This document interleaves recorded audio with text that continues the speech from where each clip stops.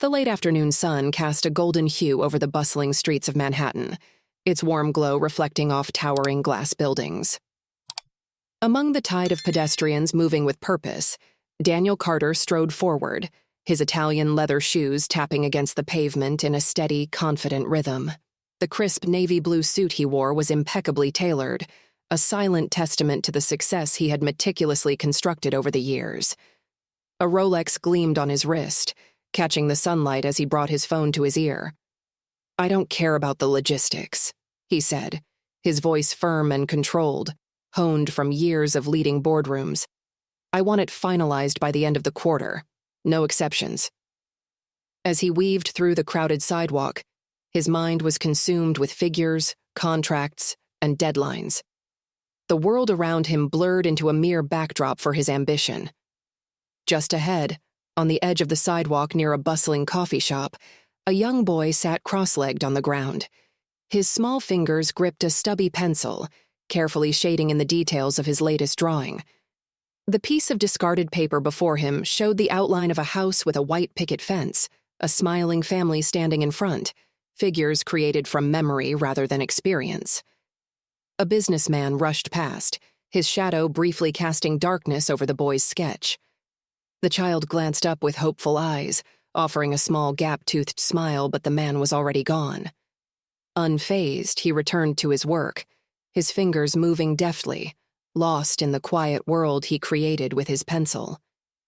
Daniel barely registered the boy as he walked past, his focus locked on the conversation in his ear. "Make it happen," he instructed sharply before ending the call. At that moment, a soft breeze stirred the boy's drawings, scattering a few of them across the pavement. He scrambled to retrieve them, his small hands moving quickly, but one piece floated further away, landing at the edge of Daniel's path. Without thinking, the businessman bent down, picking up the paper. He intended to return it without a second thought, but as his eyes took in the simple lines, something unfamiliar gripped his chest. The drawing was of a man in a suit, tall, strong, but with eyes softened by warmth. Something about it felt unsettlingly familiar. Daniel looked down at the boy, who was watching him with cautious anticipation. "Is this yours?" he asked, his voice unintentionally clipped. The child nodded. "Yes, sir." Daniel hesitated for a moment before handing it back. The boy accepted it with a small, grateful smile, his fingers curling protectively around the edges. "Thank you." Daniel nodded curtly and turned away, shaking off the strange sensation creeping into his mind. He had bigger things to worry about than a child's sketch. A week later, the city bustled with its usual intensity as Daniel stepped out of his sleek office building for a rare midday break. His stomach reminded him that he had skipped breakfast for an early meeting, and he considered stopping at a nearby cafe. Just as he was about to cross the street, a commotion caught his attention. A small figure swayed unsteadily near the coffee shop entrance, the same boy from before. Daniel watched as the boy's knees buckled, his drawings slipping from his grasp and fluttering to the ground. Without thinking, Daniel rushed forward, reaching the child just as he collapsed. He knelt, his expensive suit brushing against the rough concrete, and gently shook the boy's shoulder. "Hey, kid, can you hear me?" The child's eyelids fluttered open, confusion clouding his gaze. "I'm okay," he mumbled weakly. "Just a little dizzy." Daniel's jaw tightened as he took in the boy's appearance, his oversized t-shirt, the way his collarbones jutted out just slightly too much. "When's the last time you ate something?" The boy didn't answer, but the silence spoke volumes. Daniel exhaled sharply. "All right, come on." He helped the child to his feet, steadying him as they crossed the street to a nearby deli. Inside, the scent of fresh bread and smoked meats filled the air. The man behind the counter, a burly figure with a kind smile, glanced up. "What can I get you, gentlemen?" Daniel glanced down at the boy. "What do you want?" The child shifted uncomfortably. I don't need anything." Daniel arched a brow. "2 turkey sandwiches," he ordered, then added, "and a bottle of water." The deli worker nodded, quickly assembling the order. As Daniel reached for his wallet, he caught the boy watching him carefully, as if trying to understand why a stranger would bother helping him. They took a seat at a small table by the window, the child's precious drawings stacked beside him. He took small, careful bites of his sandwich, as though afraid it might disappear. Daniel gestured toward the sketches. "These yours?" The boy nodded. "I like to draw things I see," he said quietly. "And sometimes, things I wish I could see." She pulled out a small envelope and handed it to him. Jacob hesitated before opening it. His eyes widened when he saw what was inside. A school application. Jason leaned in. "It's for the Academy of Fine Arts," he explained. "It's one of the best schools for young artists in the state. Olivia thought you might be interested." Jacob stared at the papers, his heart pounding. You want me to go here?" "If you want to," Olivia said quickly. "We're not pressuring you. But I spoke to the admissions director and she saw your work from the gallery. She said they'd love to have you." Jacob looked between Jason and Olivia, his mind spinning. He had spent so much of his life just trying to survive.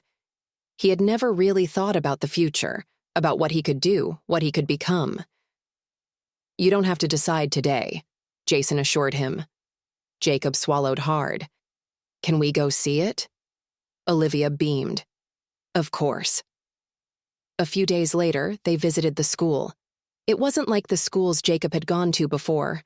The hallways were lined with murals and student artwork, the classrooms filled with easels and sculptures. Kids moved around with sketchbooks tucked under their arms, paint smudges on their fingers. Jacob felt out of place at first, like he didn't belong. But then he stepped into one of the art studios, watching as a group of students worked on a massive canvas together, and something inside him shifted. He could picture himself here. He could picture himself creating. Jason and Olivia stood nearby, watching him carefully. "Well?" Jason asked. Jacob hesitated. Then, slowly, he nodded. I think I want to try." Jason's smile was small but proud. Olivia wiped at her eyes, laughing. "Oh, sweetheart, this is going to be amazing." For the first time, Jacob let himself believe that maybe, just maybe, he had a future worth looking forward to. The night before his testimony, Jacob couldn't sleep. He lay awake, staring at the ceiling, his mind filled with memories of that house. He knew he had made the right decision, knew that speaking up could help other kids, but the fear still curled deep in his stomach. A soft knock on the door made him sit up. Jason stood there, his expression calm but knowing. "Can't sleep?" Jacob shook his head. Jason stepped inside, sitting on the edge of the bed. "You're really brave, you know that?" Jacob scoffed. "I don't feel brave." Jason smiled a little. "Bravery isn't about not being scared. It's about doing the right thing even when you are." Jacob looked down at his hands. "What if I mess up?" Jason reached out, squeezing his shoulder gently. "Then we'll figure it out together." Jacob swallowed, nodding. And for the first time in a long time, he didn't feel like he had to face things alone. The courtroom was smaller than he had imagined, less intimidating. But Jacob still felt his stomach twist as he sat at the table, Jason beside him, Olivia in the row behind. The judge spoke kindly to him, explaining that he only had to say as much as he was comfortable with. The lawyers asked questions, and at first, Jacob's voice wavered. But then, he remembered the kids still trapped in places like the one he had been in, and so he told the truth. He spoke about the basement, about the nights without food, about the way Mr. Warner had made them feel like they were nothing. When he was done, the courtroom was silent. Jacob's hands trembled in his lap, but when he glanced at Jason and Olivia, they were both looking at him with something that made his chest tighten. Pride. When the judge dismissed him, Jason put a hand on his back, guiding him outside. Olivia wrapped him in a hug the moment they stepped into the hallway, whispering, "I'm so proud of you." Jacob let out a breath he hadn't realized he had been holding, and for the first time, he felt free. A month later, Jacob stood in the doorway of his new school, his sketchbook tucked under his arm. Jason and Olivia were beside him, their encouragement silent but steady. Jacob took a deep breath, stepping forward. A new beginning. A new home. And for the first time in his life, he wasn't afraid of what came next. The following Saturday morning, Jason's car was packed with art supplies, fresh sketchbooks, colored pencils, markers, and everything else an aspiring young artist might need. Jacob sat in the passenger seat, practically vibrating with excitement as they drove to the shelter. "Do you think they'll like drawing as much as I do?" Jacob asked, hugging a stack of paper to his chest. "I'm sure they will," Jason replied, glancing at his son with a warm smile, especially with such a great teacher. The shelter looked different now than when Jason had first brought Jacob here. What had once seemed like a stark, institutional building now felt like a place of possibility. Ms. Rodriguez, the shelter director, greeted them at the entrance with open arms. "The children have been so excited since we told them about the art class," she said, leading them to a small recreation room where a group of kids sat waiting. Jacob hesitated for a moment, suddenly shy. Jason placed a reassuring hand on his shoulder. "You've got this, buddy." Taking a deep breath, Jacob stepped forward. "Hi, everyone," he said, his voice growing stronger as he spoke. "I'm Jacob, and I love to draw. Today, I want to show you how fun it can be." As Jacob began distributing supplies, a small boy with tousled brown hair caught his attention. The boy couldn't have been more than 6, and he sat alone in the corner, watching everyone else with wary eyes. Jacob approached him carefully. "Hey there, I'm Jacob. What's your name?" "Max," the boy whispered, ducking his head. "Would you like to draw with me, Max?" Jacob held out a fresh sketchbook and some colored pencils. Max nodded slowly, accepting the supplies with trembling hands. Jacob sat down beside him, showing him how to hold the pencils properly. From across the room, Jason watched the scene unfold. He remembered how Jacob had been just months ago, scared, untrusting, drawing alone on the sidewalk. Now here he was, teaching other children with patience and kindness. "Look!" Max exclaimed suddenly, holding up his paper. The drawing was simple, stick figures and wobbly lines, but his face glowed with pride. "That's awesome," Jacob encouraged him. "Want to learn how to make the people look more real?" As the morning progressed, Jacob moved between all the children, offering tips and praise, but he kept returning to Max. The younger boy slowly emerged from his shell, asking questions and sharing stories about his drawings. "I never had art supplies before," Max confided in Jacob during a quiet moment. Jacob nodded understandingly. "Me neither. Not until Jason gave them to me. But now I want to share them with everyone." "Will you come back?" Max asked hopefully. "Of course." Jacob looked over at Jason. "Can we, Dad?" "I want to teach Max more." The word "dad" still made Jason's heart skip a beat. He looked around the room at the children absorbed in their artwork, at Max's hopeful face, and at Jacob's determined expression. His son had found a way to turn his own pain into something beautiful, something helpful. Standing there, Jason realized that all his years of chasing success had never brought him the fulfillment he felt in this moment. His wealth, which he'd once seen as a testament to his business acumen, now represented something different, a chance to create opportunities to help children like Jacob and Max find their voices through art. "We'll come back as often as you want," Jason promised, already making plans in his mind for an ongoing program at the shelter. This is just the beginning. The following Wednesday, Olivia arrived at the shelter, her designer clothes replaced by comfortable jeans and a simple sweater. Her hands trembled slightly as she signed in at the front desk, uncertain how Jacob would react to her presence. "Mrs. Hayes?" Ms. Rodriguez greeted her warmly. "Jacob mentioned you'd be joining us today. We're setting up in the recreation room." Olivia's heart fluttered at hearing Jacob had talked about her coming. When she entered the room, she found Jacob and Jason already there, arranging art supplies on several tables. "Hi," she said softly, hovering in the doorway. Jacob looked up, his expression guarded but not unwelcoming. "You really came?" "Of course I did," Olivia replied, moving closer. "I want to help. Would you show me what to do?" Jacob studied her for a moment, then nodded. "We're organizing the supplies by color. You can help sort the markers." As they worked side by side, Olivia noticed how naturally Jacob took charge, explaining their system with patience and clarity. It reminded her of herself at his age, before life had become complicated. Throughout the morning, more children filtered in. Olivia watched in amazement as Jacob welcomed each one, remembering their names and asking about their previous drawings. When Max arrived, Jacob's face lit up. "Max, this is Olivia," Jacob said, introducing them. "She's—" He paused, then added quietly, "She's my mom." Olivia's chest tightened at his words. It was the first time he'd referred to her as his mother to anyone else. As the art session progressed, Olivia found herself drawn to a quiet girl named Sarah, who struggled to draw what she wanted. "Sometimes it helps to close your eyes and picture it first," Olivia suggested, remembering how she used to help Jacob's older sibling with art projects. Jacob overheard her advice and added, "That's right. And then start with simple shapes. Here, Sarah, let me show you."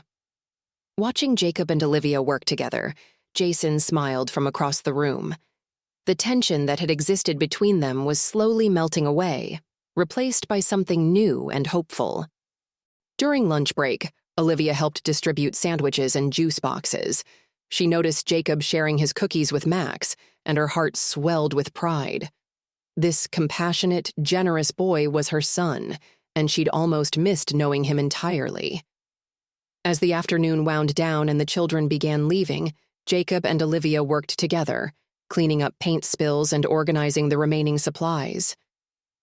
"You were really good with Sarah today," Jacob said suddenly, not looking up from the markers he was sorting. "Thank you," Olivia replied softly. "I've missed doing things like this, being here, helping others. It reminds me of what really matters." Jacob paused his sorting. "Are you going to come back?" "As often as I can," she promised. "Jacob, I want you to know how proud I am of you. What you're doing here, helping these kids, showing them kindness. It takes real courage." Jacob's hand stilled completely now. He seemed to be wrestling with something inside himself. Finally, he turned to face her, his eyes shining with unshed tears. "Thanks," he whispered, then after a moment added, "Mom." The word hung in the air between them, fragile and precious. Olivia's eyes filled with tears, but she forced herself to stay still, afraid any sudden movement might break this delicate moment. Jacob stepped forward and, for the first time, initiated a hug. Olivia wrapped her arms around him, holding him close as tears rolled down her cheeks. Across the room, Jason watched silently, his own eyes growing misty at the sight of their breakthrough. For the first time, Olivia truly felt like Jacob's mother again, and for the first time, Jacob let himself believe that maybe, just maybe, she wasn't going anywhere this time. The warmth of Jacob's hug lingered even after they pulled apart. Olivia wiped her eyes quickly, not wanting to overwhelm him, but the way he had called her mom played over and over in her mind. She had waited so long to hear it, had feared she never would. Now, standing here in this shelter where her son was making a difference in ways she had never imagined, she realized that she wasn't just reconnecting with him, she was finally seeing him for the incredible person he had become. Jacob turned back to the art supplies, his hands moving quickly as if he were afraid he might have said too much. Olivia didn't push. She knew better than to rush moments like these. Instead, she helped him finish sorting the markers, working beside him in comfortable silence. As they left the shelter later that evening, Jason caught Olivia's eye. There was something knowing in his expression, something that said he had seen everything. But he didn't say a word, simply placing a hand on Jacob's shoulder as they walked to the car. Olivia followed, her heart feeling lighter than it had in years. That night, Jacob sat at his desk in the penthouse, sketching. He had planned to draw something else, a landscape or maybe a city scene, But his pencil seemed to have other ideas. Without thinking, he found himself drawing a mother and son sitting together, laughing over shared artwork. He hesitated, staring at the image, then flipped the page. He wasn't ready to show anyone yet. Maybe soon. The next few weeks passed in a blur of art classes, shelter visits, and small, meaningful moments. Olivia continued coming to the shelter whenever she could, and each time, Jacob seemed to open up a little more. Jason, true to his word, balanced work with family in a way he never had before, prioritizing dinners at home, school meetings, and quiet evenings where he and Jacob would sit together, sometimes talking, sometimes just existing in the same space. The change in Jason didn't go unnoticed. His business partners, once used to his relentless work ethic, were beginning to question his choices. "You're throwing away everything we built, Jason," Mark, one of his oldest colleagues, snapped during a tense board meeting. 3 missed meetings this month alone. The Richardson deal is falling apart because you're too busy playing daddy to some kid. Jason's jaw tightened. "Watch it, Mark." "It is when it affects the business," Mark countered. "We're losing millions because you'd rather spend time at that shelter than in the boardroom. Wake up, Jason. This isn't you." Jason stood slowly, his gaze sharp and unwavering. "No, Mark, this is exactly who I am. Maybe for the first time in my life." Mark scoffed. "So you're just going to throw it all away? For what?" Jason exhaled, shaking his head. "For something that actually matters." He walked out of the meeting, leaving behind shocked silence. Jacob, however, had heard the argument. He had been sketching in the living room when the raised voices carried through the penthouse. The words, "some kid, losing millions," echoed in his mind long after Jason had returned home. That night, Jacob barely touched his dinner. When Jason tried to take him to art class, he claimed he wasn't feeling well. During their usual evening TV time, he made an excuse and retreated to his room early. Jason noticed immediately. Jacob had never been the most talkative kid, but this was different. The laughter that had started to come naturally, the excited chatter about his drawings, all of it had faded. "Hey, buddy," Jason said one evening, knocking on Jacob's bedroom door. "You okay?" "Fine," Jacob muttered, not looking up from his sketchbook. Jason sighed, stepping inside. "Jacob, talk to me. What's going on?" Jacob's grip on his pencil tightened. "I heard you arguing with Mark." Jason's stomach dropped. "Oh." "I heard what he said," Jacob continued, his voice quiet but steady. "About you losing millions because of me." Jason sat on the edge of the bed, exhaling slowly. "Jacob, listen to me. Mark doesn't understand. He thinks money is the only thing that matters." "But it does matter," Jacob whispered. "Your whole life is about your business, and now you're messing it up because of me." Jason's chest ached. He reached out, placing a steadying hand on Jacob's shoulder. "Jacob, I need you to hear this. Nothing is more important to me than being your dad. Not money, not business, nothing." Jacob hesitated, his fingers gripping the edge of his sketchbook. "But—" "No buts," Jason cut in gently. "My company will be fine. But you, us, that's what I care about. That's what I'm fighting for." Jacob swallowed hard, his throat tight. "You promise?" Jason squeezed his shoulder. "I promise." Something inside Jacob eased, just a little. A few days later, Olivia invited them both over for dinner.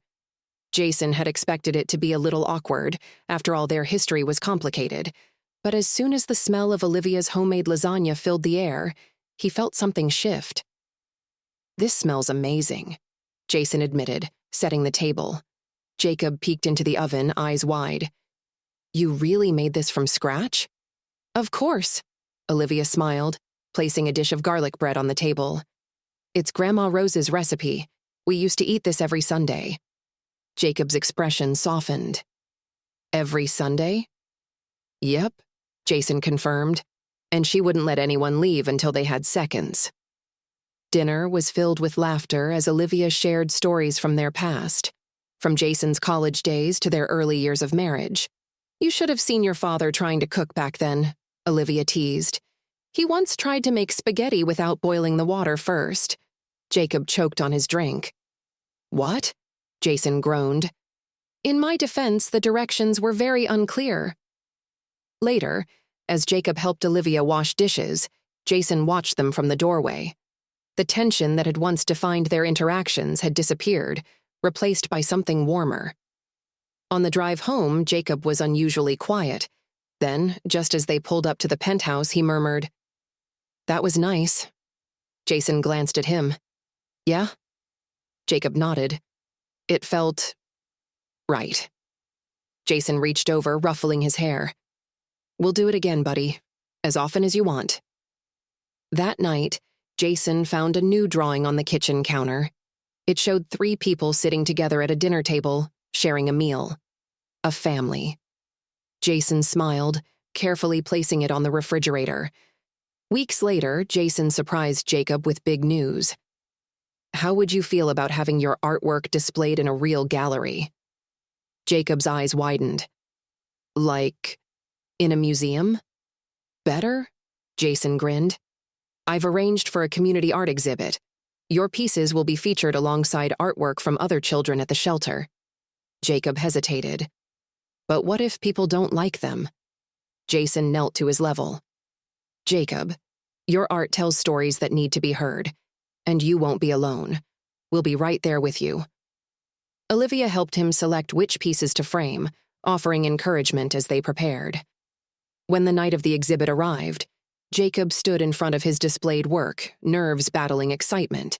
Then, one by one, people stopped. They looked. They really looked. A woman wiped away tears as she studied one of his drawings. A businessman leaned in, nodding thoughtfully, and then a woman in a tailored suit approached him.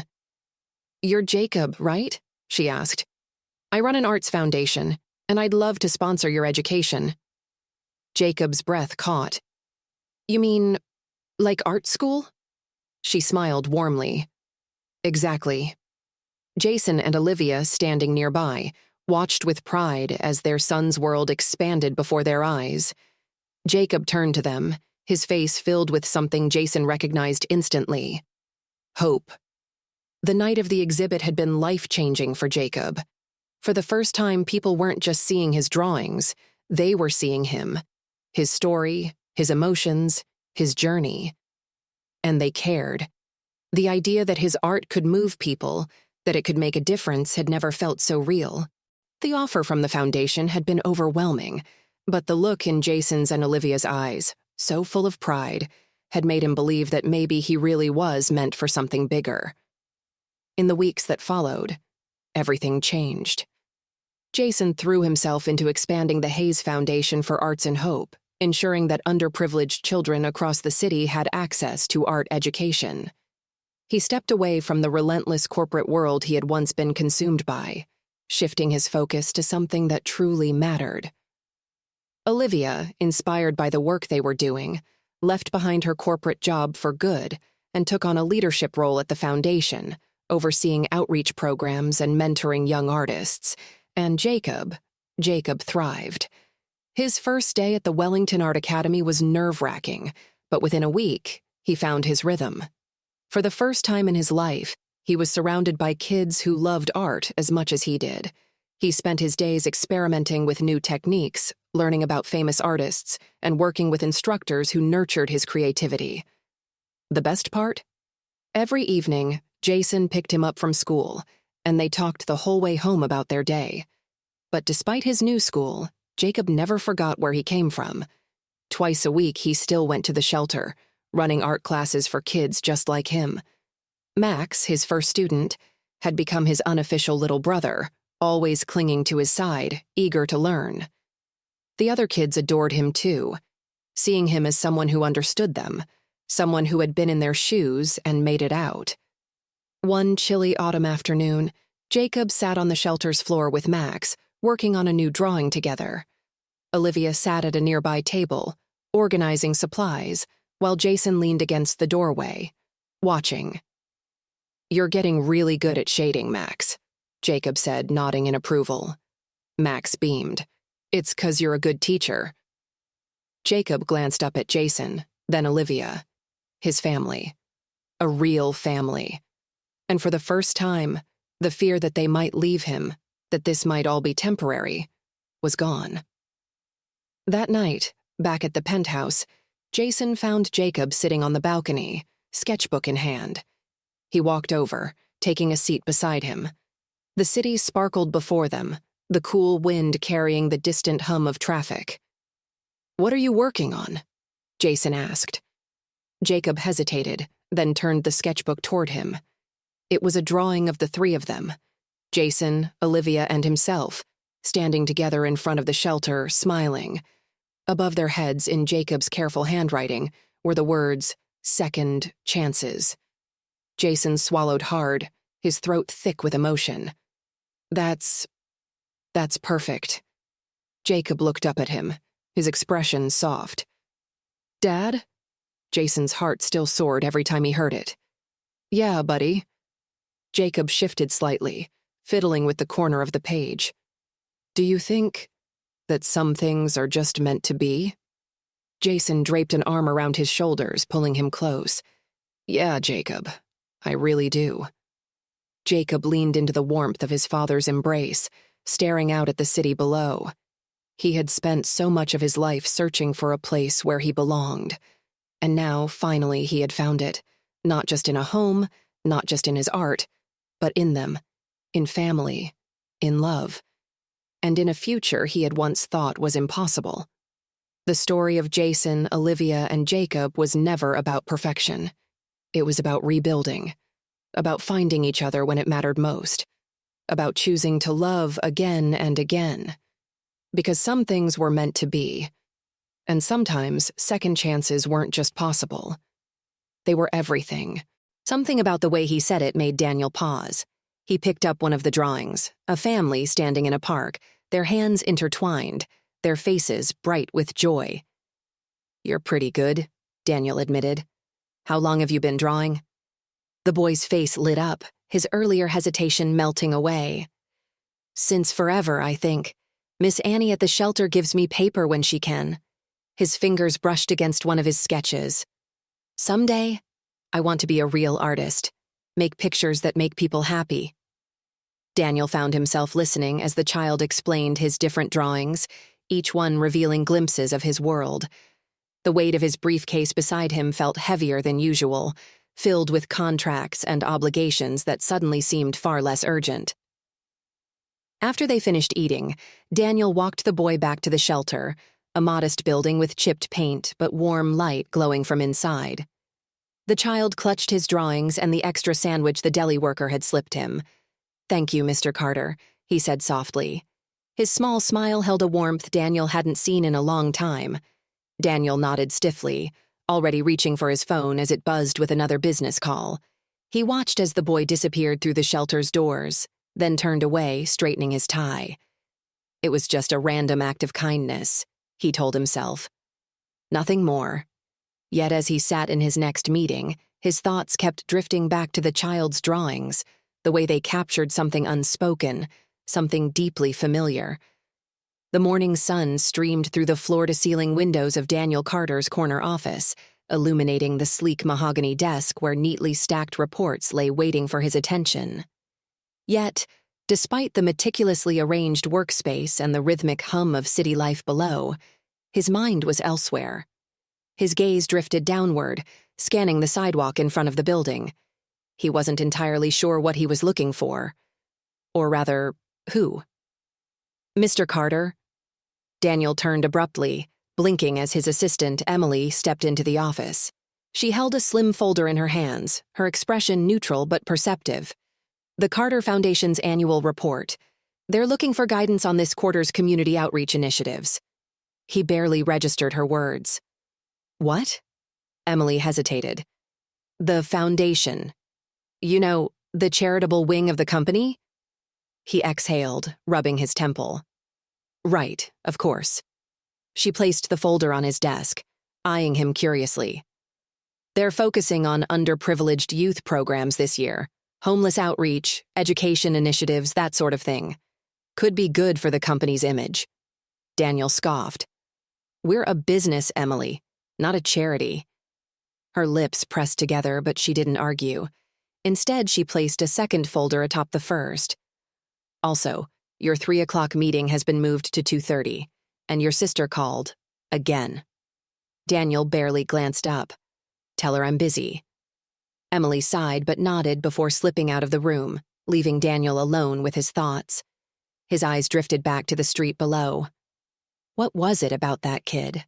The simple sketches, the quiet resilience, the way he hummed as he worked, completely lost in his art.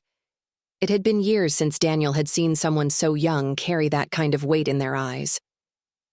By the time he left the office that afternoon, the sky had darkened, thick clouds rolling in overhead.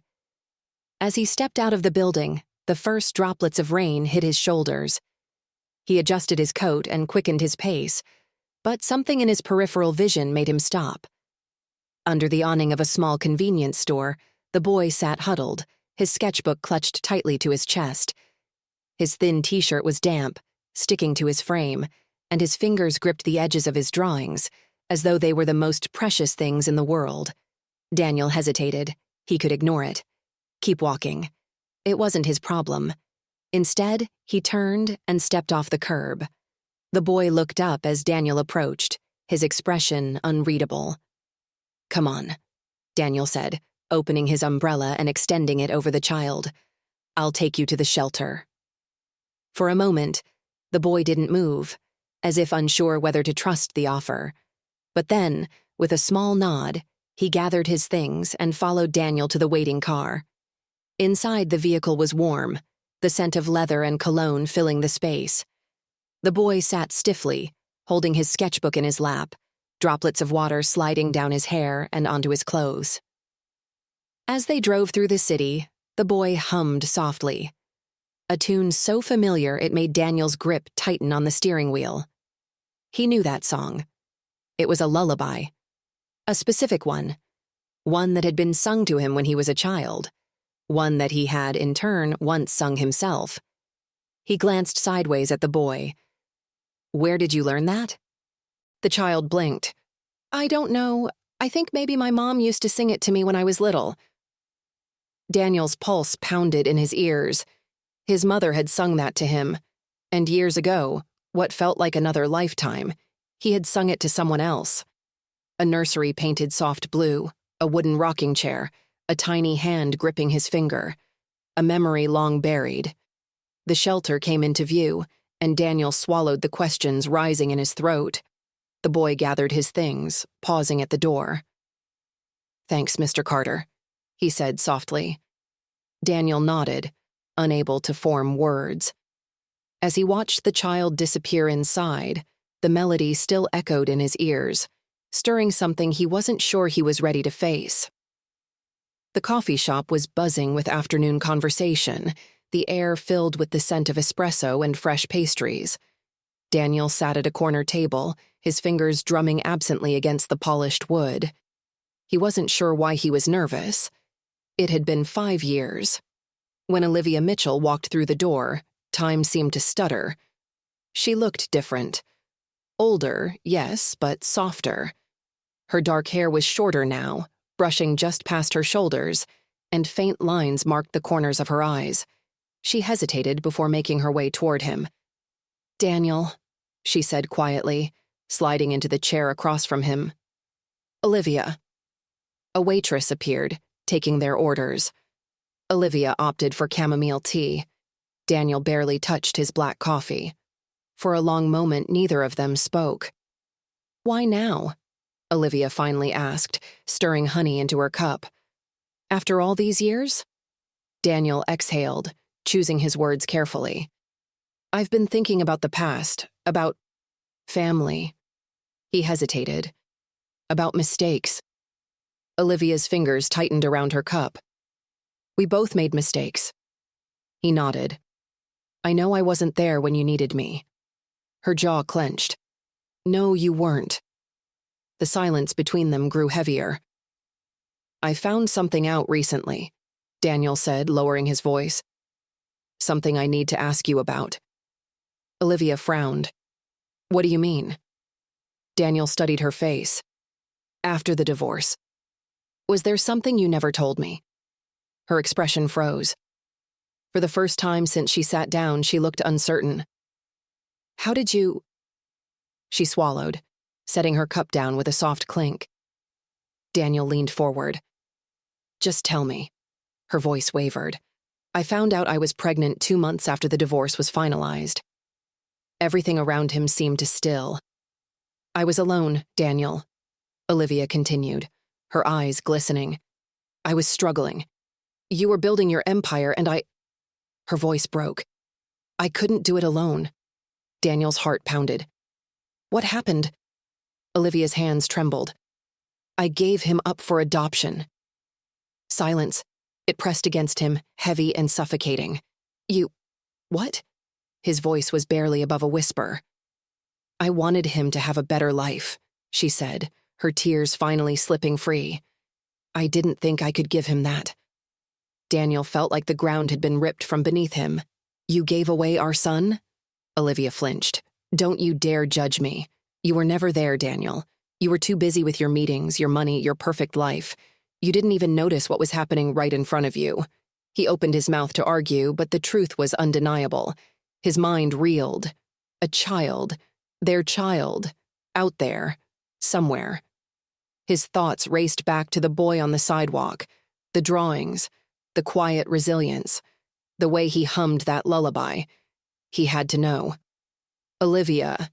His voice was tight, controlled. What did you name him? Her breath hitched. She hesitated, then whispered, Jacob. The world tilted. Daniel's coffee cup slipped from his grasp, the liquid pooling across the table.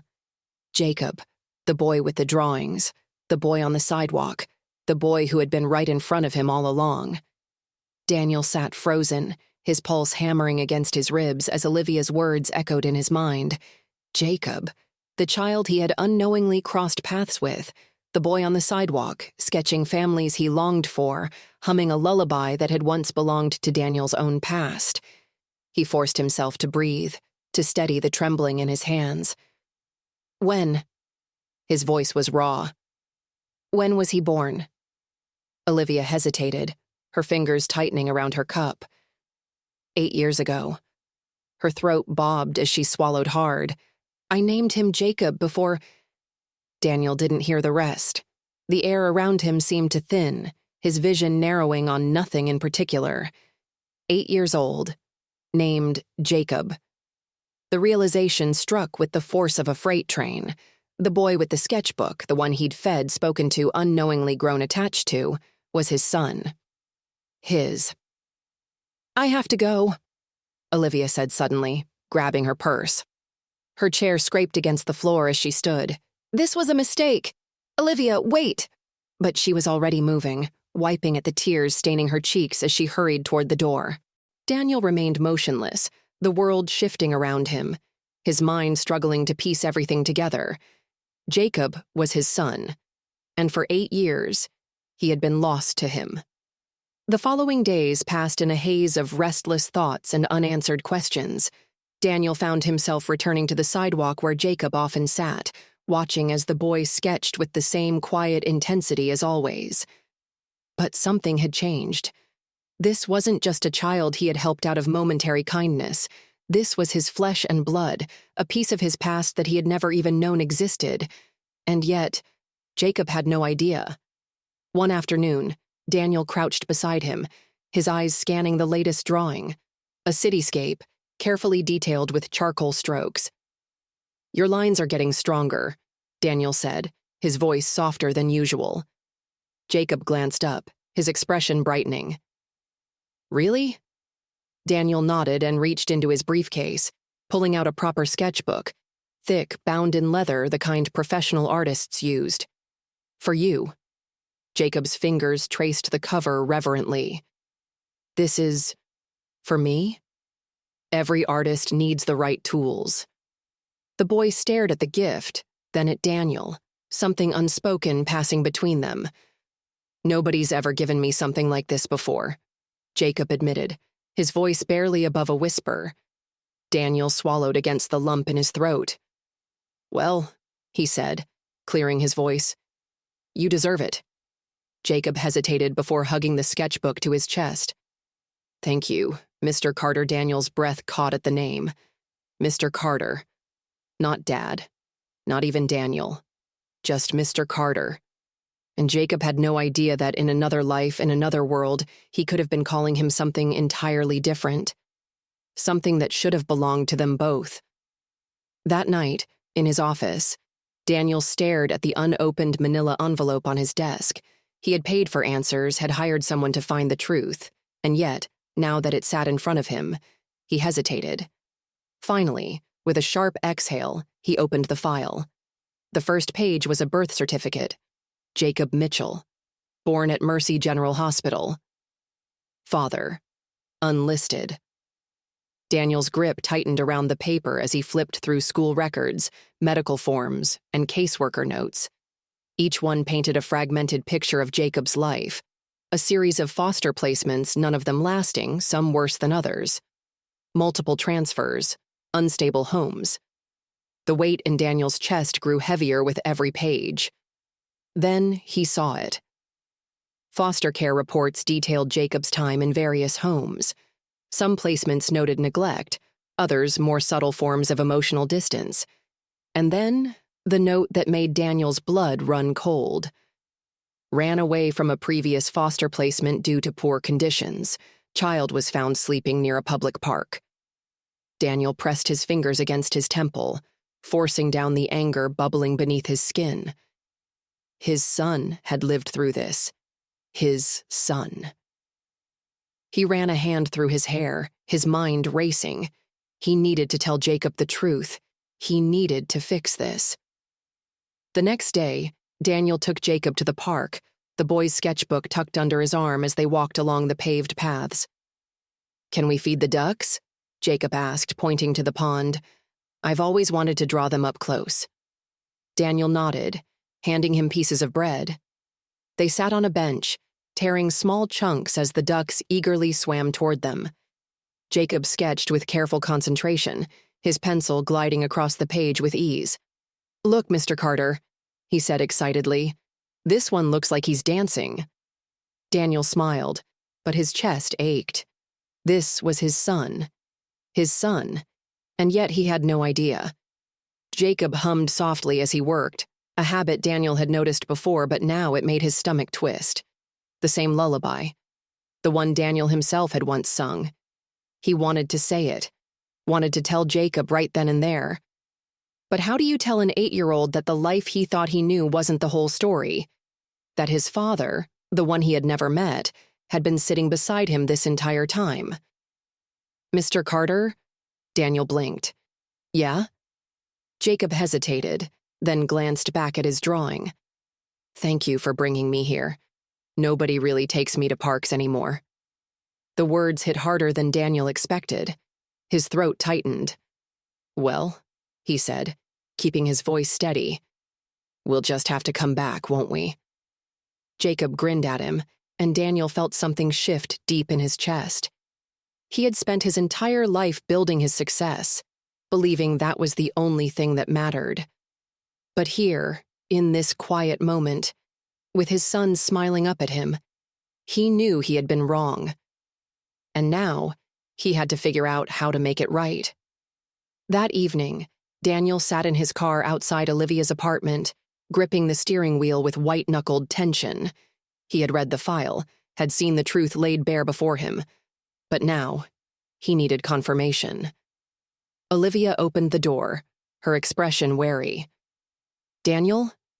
We need to talk." His voice was firm but strained. "About Jacob." The color drained from Olivia's face. She stepped aside, letting him enter. Family photos lined the walls, memories from years ago, back when things were simpler, before everything unraveled. Daniel placed the file on her coffee table. "I hired someone," he admitted, "to look into his background." Olivia's hands trembled as she picked up the papers, scanning them with wide eyes. "I don't—" She swallowed hard. "How did you find him?" "He's been drawing near my office," Daniel said, his voice raw. "I've been spending time with him." Tears welled in Olivia's eyes. My baby, she whispered. All this time he was so close. Daniel swallowed against the lump in his throat. I need to know, he said hoarsely. Did the baby you gave up have any distinguishing marks? Olivia's breath caught. A birthmark, she whispered, on his right shoulder blade, like a tiny butterfly. Daniel closed his eyes. He had seen it. When Jacob had shifted in his seat at the park, his shirt had slipped just enough to reveal it. Olivia covered her mouth with her hand, sobs shaking her frame. I never wanted to give him up, but after our divorce, I didn't know what else to do. Daniel ran a hand over his face, exhaling sharply. Everything was different now. Jacob wasn't just a boy with talent. He wasn't just a child in need of kindness. He was Daniel's, and he had already lost too much time. Daniel sat in his car outside St. Mary's Youth Shelter, gripping the manila envelope like it held the power to rewrite the past. Inside was proof. Proof of what he already knew in his gut but had refused to fully accept until now. Jacob was his son. The realization still rattled him. How do you tell a child that the life he's known is only part of the truth? That his father, the one he never met, had been a stranger in a suit who only recently took notice. Daniel exhaled sharply. This wasn't a business deal. There was no contract to negotiate, no numbers to analyze. This was real, raw, and terrifying. He stepped out of the car, the envelope heavy in his hand. Inside the shelter, the common room was filled with quiet chatter. A few children played near the worn-out couches, a television murmured softly in the background, and volunteers moved efficiently between tasks. And then, there he was. Jacob sat near the window, his sketchbook open, lost in his world of lines and shadows. His pencil moved with careful precision, his tongue peeking out slightly in concentration. Daniel's heart clenched. How many nights had this child spent alone, sketching images of families he didn't have? How many times had he wished for something Daniel had been obliviously living just blocks away? Jacob looked up, his face breaking into an easy smile. Mr. Carter. Daniel forced himself to smile back, even as his throat tightened. Hey, kid. Jacob closed his sketchbook and slid off his chair. I was just finishing something, wanna see? Daniel hesitated. Of course. Jacob flipped open the pages, revealing a drawing of two figures on a park bench, one tall in a suit and one small, holding a sketchbook. It was them. Daniel's chest ached. He ran a finger lightly over the drawing. This is really good. His voice was barely steady. Jacob beamed. It's one of my favorites. Daniel swallowed hard. Jacob. His voice came out heavier than intended. The boy tilted his head. Yeah? Daniel glanced at the other children in the room, at the volunteers moving around them, and suddenly, he knew he couldn't do this here. Come on, he said, clearing his throat. Let's go for a walk. They walked in silence for a few minutes, the air cool but not unpleasant. Jacob clutched his sketchbook, his small feet keeping pace beside Daniel's. Finally, Daniel stopped near a quiet park bench, running a hand through his hair. Jacob, he said, exhaling, I need to tell you something. Something important. Jacob blinked up at him, waiting. Daniel's hands clenched, then relaxed. He had rehearsed a dozen versions of this moment, but now, with his son looking at him with innocent curiosity, none of them seemed right. So he just told the truth. The reason I found you? The reason I kept coming back. He swallowed hard. You're not just some kid I happened to meet. His voice softened. You're my son. Jacob's expression didn't change at first. He stared, brows knitting together as if waiting for the punchline. Then, he let out a small laugh, one that sounded more confused than amused. Wait, what? Daniel's throat constricted. You heard me. Jacob's smile faltered, uncertainty creeping into his expression. But my dad left. He wasn't there. That's what I was told. Daniel's stomach twisted. I didn't know you existed, Jacob. He shook his head, his voice raw. Your mother never told me. Jacob took a step back, his grip tightening on his sketchbook. So, you're saying you just, what? Found out now? Daniel nodded. I only learned the truth a few days ago. Jacob's lips parted slightly, his breathing quickening.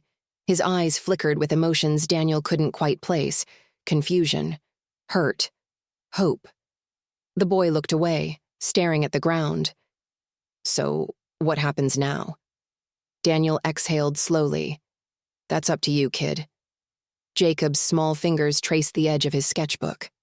I don't know what I'm supposed to feel, he admitted, his voice barely above a whisper. Daniel felt his heart splinter. That's okay, he said gently. You don't have to figure it out all at once. Jacob's shoulders tensed. Are you gonna leave? The words cut through Daniel like a blade. No, he said firmly. I'm not going anywhere. Jacob looked at him then, truly looked, searching his face for any hint of a lie. Daniel held his gaze. The boy's lip trembled, his small frame seeming even smaller. Then, before Daniel could react, Jacob turned and bolted. Jacob? But he was already running. Daniel's chest constricted, panic flashing through him. Not again. He sprinted after him, his polished shoes hitting the pavement harder than they ever had before. Jacob, wait! But the boy was fast, slipping through a gap in the fence and darting down a narrow alleyway. Daniel's heart pounded as he followed, his breath ragged, his mind racing. Then, he saw him. Jacob had stopped near the end of the alley, his small hands braced against a brick wall, his shoulders shaking. Daniel slowed, approaching cautiously.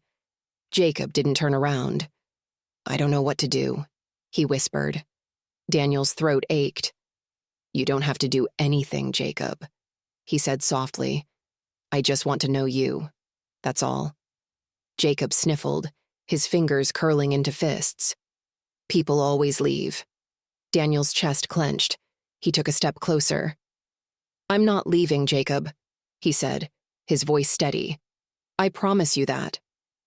Jacob wiped his nose on his sleeve, hesitating. Then, with a shuddering breath, he finally turned. His eyes were red, his expression unreadable. And then, slowly, cautiously, he took a small step forward. Daniel opened his arms. Jacob hesitated. Then, in a single motion, he stepped into the embrace. Daniel wrapped his arms around his son, holding him tight, feeling the small tremors in his frame. Jacob buried his face in Daniel's suit jacket, gripping the fabric like he was afraid it might disappear. Daniel closed his eyes. This wasn't business. This wasn't obligation. This was his son. And for the first time in years, success didn't feel like numbers on a spreadsheet or the weight of $1 million deal. It felt like a small, trembling boy holding on to him like he was something worth staying for. Months later, Jacob sat in the back seat of Daniel's car, a brand new set of sketching pencils resting on his lap. He was still adjusting to everything, this new life, this unexpected reality. But things felt better, safer. Daniel glanced at him through the rearview mirror. You good, kid? Jacob nodded, his fingers tapping against his sketchbook. Yeah. Daniel smiled.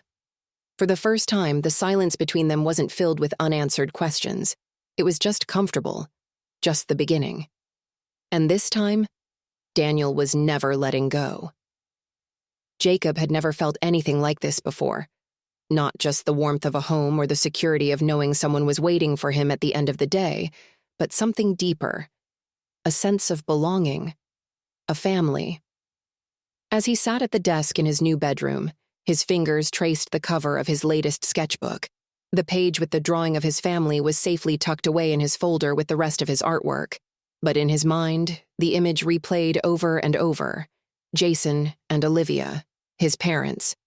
The thought still scared him. Nothing good had ever lasted in his life.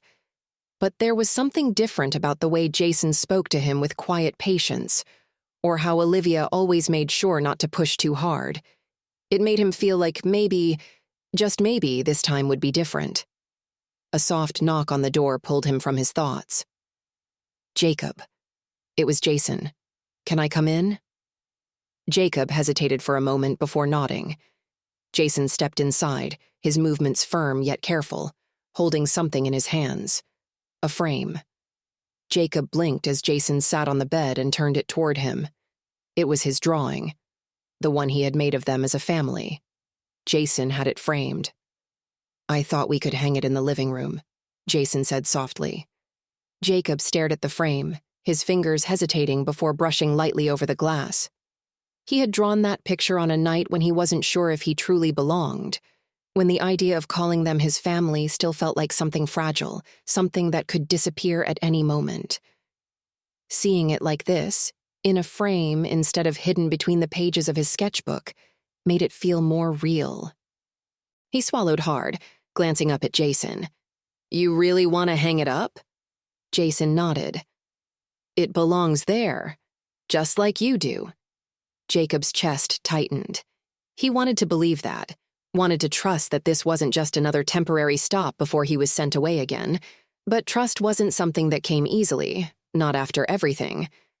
Still, he managed a small smile. Okay, he whispered. Jason exhaled, as if releasing a breath he hadn't realized he was holding. Come on, he said, standing up. You can pick the spot.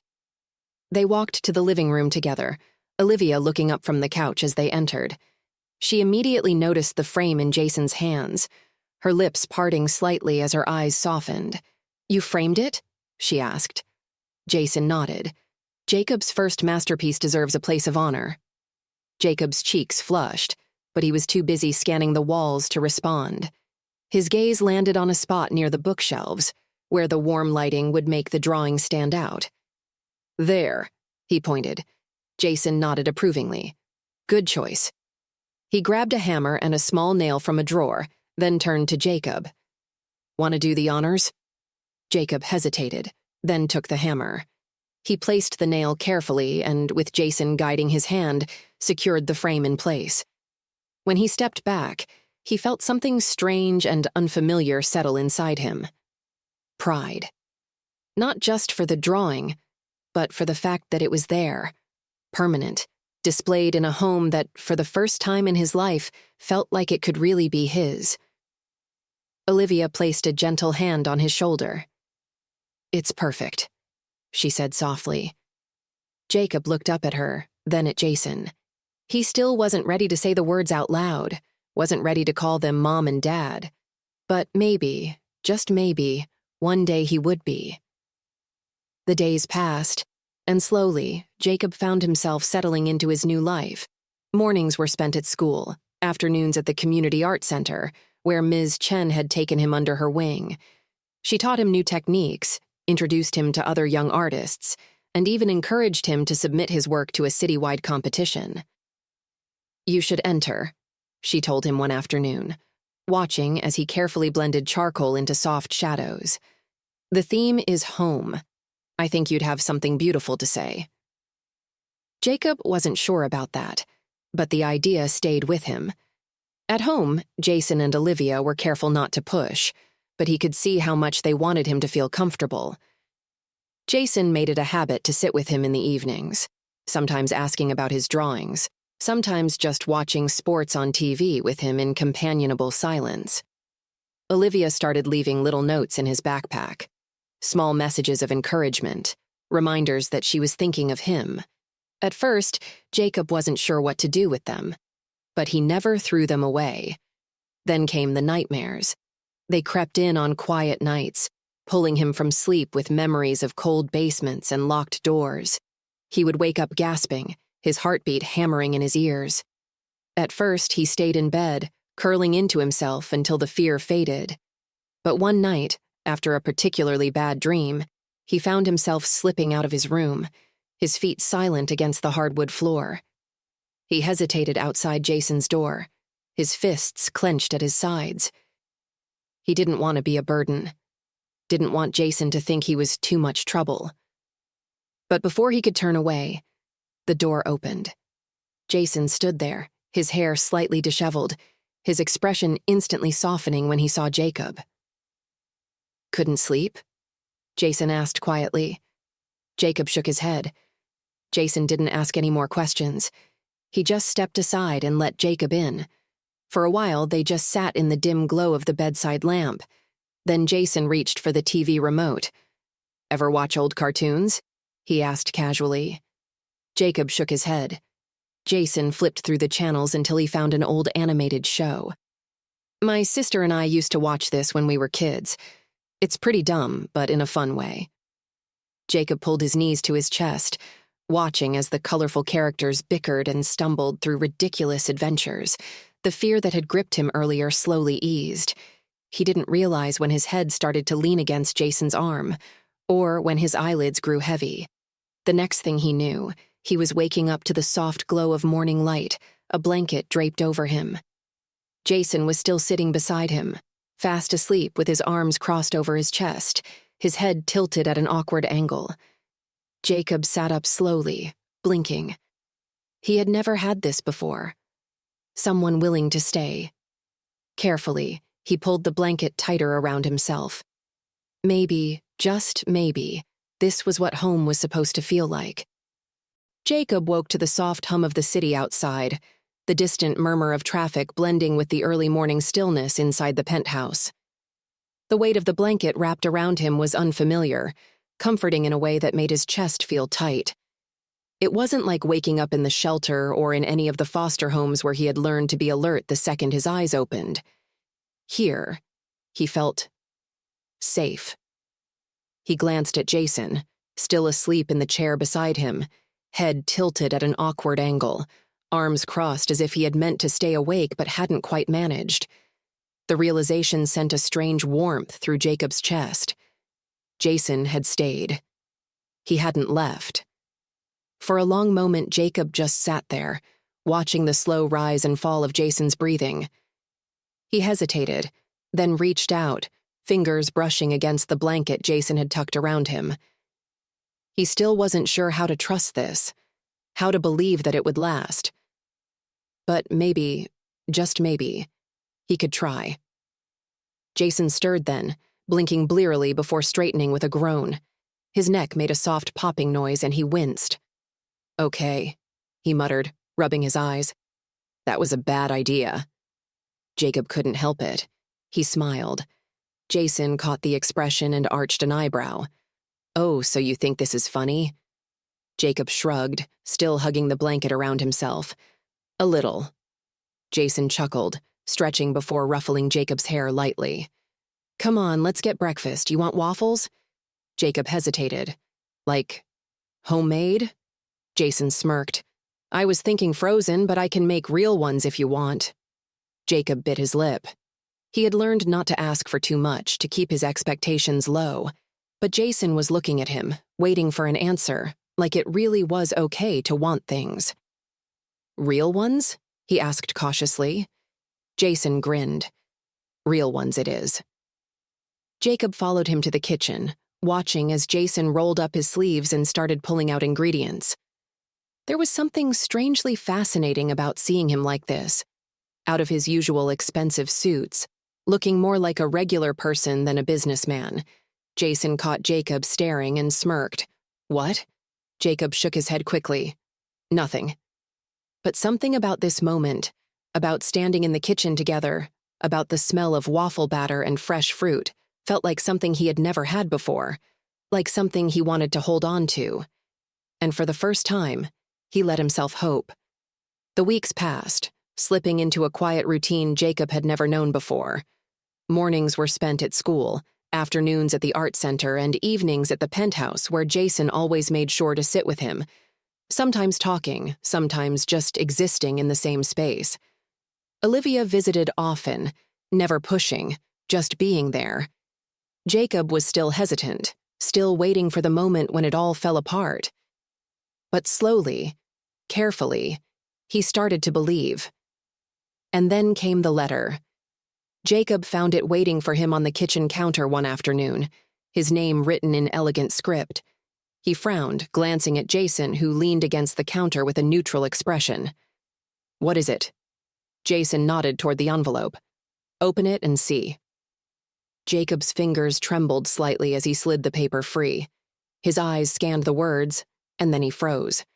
It was from the city's youth art competition. He had won. His breath caught. I won? Jason's smile was warm, proud. You did. Jacob read the letter again, as if expecting the words to change. But no, it was real. His drawing, the one he had almost been too afraid to submit, had been chosen.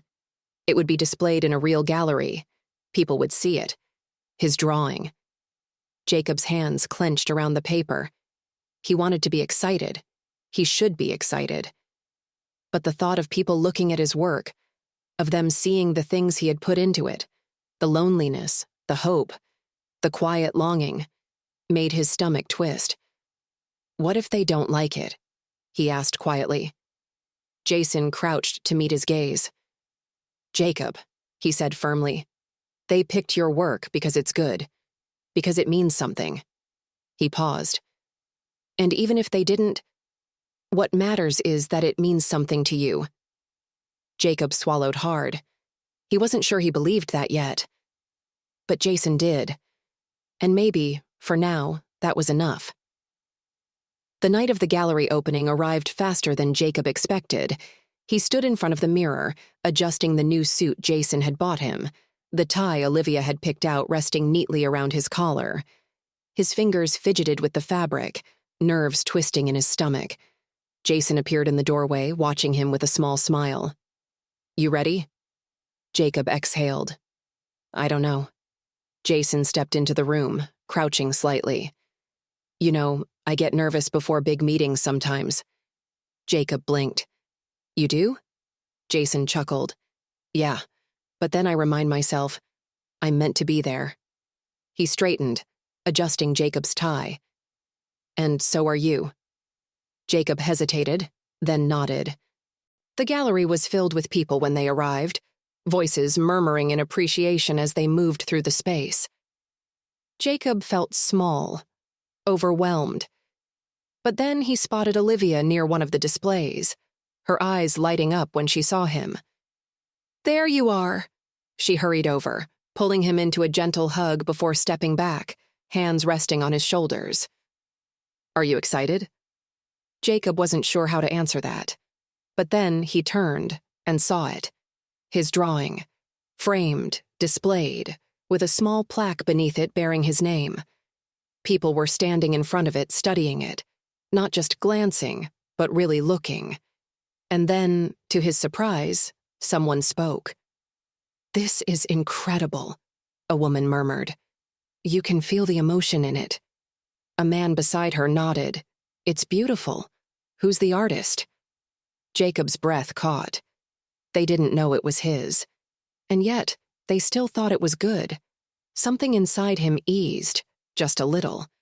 Jason's hand rested lightly on his shoulder. Proud of yourself? Jacob hesitated, then nodded. Jason smiled. Good. For the rest of the evening, Jacob stayed close to Jason and Olivia, listening as people discussed his work, feeling something new and unfamiliar settle in his chest. Confidence. By the time they returned home, his nerves had faded, replaced by something softer, something warmer. Jason ruffled his hair lightly as they stepped into the penthouse. You did good, kid. Jacob ducked away, but he was smiling. Thanks. That night, as he lay in bed, his framed drawing still fresh in his mind, Jacob found himself whispering something into the quiet. Something he wasn't sure he had ever really believed before. I think I belong here. And for the first time, he truly did. The days following the gallery opening felt different. Jacob wasn't sure how to explain it, but something inside him had shifted.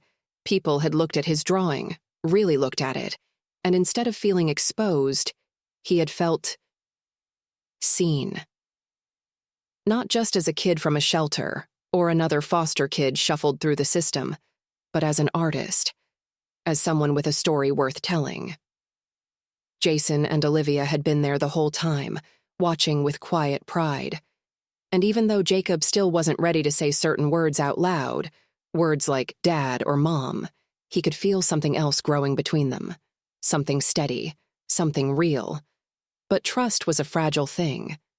And for Jacob, it was still hard to believe that anything good could last forever. One afternoon, Jason picked him up from school, as he always did. But this time, something in Jason's expression was different. Tighter, more serious. "We need to talk about something," Jason said as they got into the car. Jacob stiffened immediately. Jason must have noticed because his voice softened. "You're not in trouble, but I need to tell you something important." Jacob swallowed and nodded. Jason pulled the car onto the highway, his grip on the wheel a little tenser than usual. "The people at Child Protective Services have been looking into your old foster home, the one you ran from." Jacob's hands clenched in his lap. He didn't like thinking about that place, about the locked basement door, about the long nights of hunger and cold. Jason glanced at him before continuing. "They found other kids who told the same stories you did. And now? Now the state is pressing charges against Mr. Warner." Jacob's stomach twisted. He looked down at his hands, his breath coming faster. "So what happens now?" "He's going to court," Jason said gently. "And they might ask you to testify." Jacob's head snapped up. "No," he said immediately, his voice shaking. Jason reached over, placing a steady hand on his shoulder. "You don't have to decide anything right now. No one is forcing you. But if you wanted to tell your story, it could help those other kids." Jacob shook his head quickly, his fingers curling into fists. "I don't want to go back there. I don't want to see him again." "You won't have to see him," Jason promised. "If you do this, you'll be in a safe room with a judge and lawyers. And I'll be with you every step of the way." Jacob swallowed hard. He knew what it was like to be trapped in that house, knew what it was like to lie awake at night, terrified. And there were still kids in the system, kids who might end up in a place just as bad if no one spoke up. He wasn't brave, but maybe he could be. Can I think about it?" he asked, his voice small. Jason nodded. "Of course." They drove the rest of the way in silence. But for the first time, Jacob wasn't just thinking about his own past. He was thinking about what he could do to help someone else. The next week, Olivia met them at a diner for dinner. Jacob still wasn't used to seeing her so often, wasn't used to the way she looked at him like he mattered, like she wanted to make up for lost time. She slid into the booth across from him, smiling. "Guess what?" Jacob raised an eyebrow. "What?"